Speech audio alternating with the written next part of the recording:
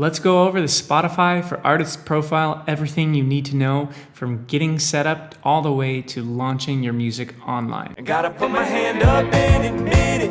Think I really might have blown it. So we want to get a verified Spotify for Artists profile. How are we going to go about doing that?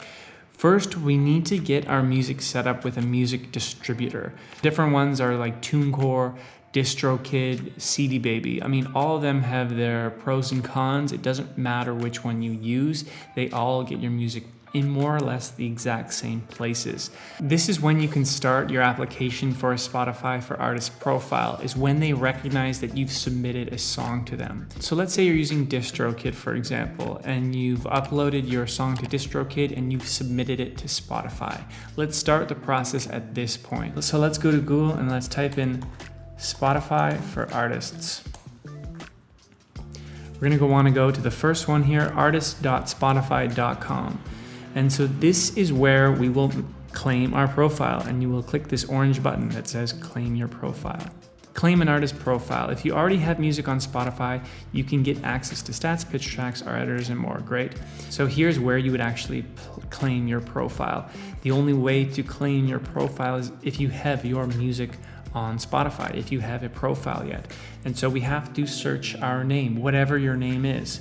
For example, we can search mine. That's me, Charles Klein. I'm not going to claim my profile because I have already claimed it. But when you've distributed your music to Spotify, your name will show up there. Don't worry if it doesn't show up the day after you've uploaded. Sometimes it does take a few days to actually get there.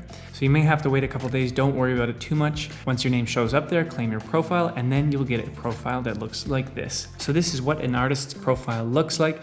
This is me, Charles Klein. 0 people listening to my music right now. This is the homepage that gives you top blog articles here and resources for singer-songwriters. Sometimes they're really good, but sometimes they can be a waste of time. On the right here, we have basically top stats in the last 7 days, and then obviously our top songs in streams. Here is the main navigation. We have home, music, audience, and profile.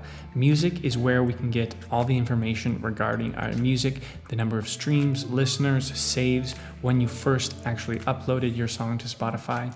We'll have a sub-navigation here with releases, playlists, and upcoming music. All of this sub-navigation is very useful, specifically the upcoming section. This is where you'll be able to see new music that you will eventually release. So if next month you will go again and upload another song to DistroKid, if you wait 2 or 3 days, the song will show up here before it is actually on Spotify. And here is where you can actually pitch to Spotify curators, official Spotify curators, with the hopes of getting on a big Spotify editorial playlist. Playlist section really just says where your songs are being played, algorithmic, editorial. Obviously, I don't have any editorial playlists right now. And then listener playlists, a big one because these are user-generated playlists. The releases section holds music that is currently out there. So I have 3 singles that I released this last year and then an EP that I released the year before that. Here we can easily see some data around that. If you want to go deeper on the data, you would go to the main navigation and click audience. Here is where you can actually get streams per day or listeners per day, also followers per day here. So listeners, streams, and followers. You also have the option to download this data as a CSV file, and if you want to crunch the numbers on your own in an Excel sheet or some type of data visualization software, you can absolutely do so. I don't spend the time doing that. Understanding the source of streams is really helpful. The biggest thing to look out for, which I like, is to understand if people are listening on their own playlists and library. This is a metric that tells you if people actually have really taken the song and put it into their own library and they're listening to it on a daily level. I find this metric way more powerful than this biggest metric, which is other listeners' playlists, which just means user-generated playlists. And if someone is listening to your music on a playlist and really, really likes your song, they should convert and put that into their listeners' own playlists. So you want to make sure your listeners' own playlists and libraries metric and that percentage number does increase over time. You have more stats on the listener's gender and the listener's age. This is helpful just to give you a bit more insight. You can't really do much with that unless you have a huge amount of data.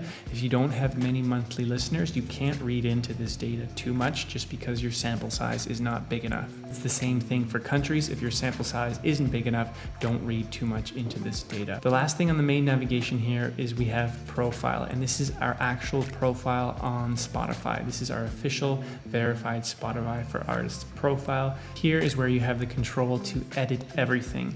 Well, most things except the songs.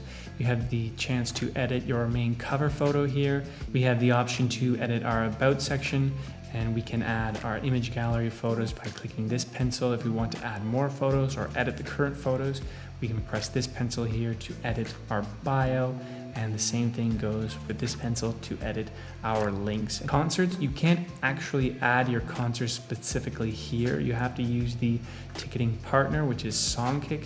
So you have to go to Songkick, sign up for a profile on Songkick, upload your concert data on Songkick, and then it will be automatically pulled on Spotify. There's this artist pick section here, and I do recommend actually doing something there.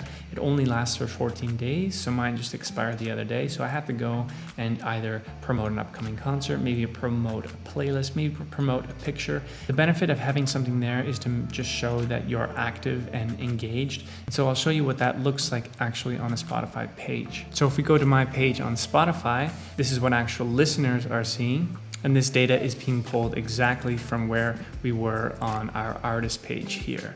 And so if you decide to do an artist's pick, which I do recommend, it will show up here. So overall, this is everything you need to know to get a Spotify for Artists profile and to really manage it, look at the data, look at your streams, and edit the profile. I'm a singer-songwriter myself. You saw my profile there. If you're interested or curious to hear what I sound like, go check out some of my music and feel free to stick around. I make a lot of videos, and if you want more content on entrepreneurship, music marketing, or my own music, feel free to stick around. I hope to see you in the next video.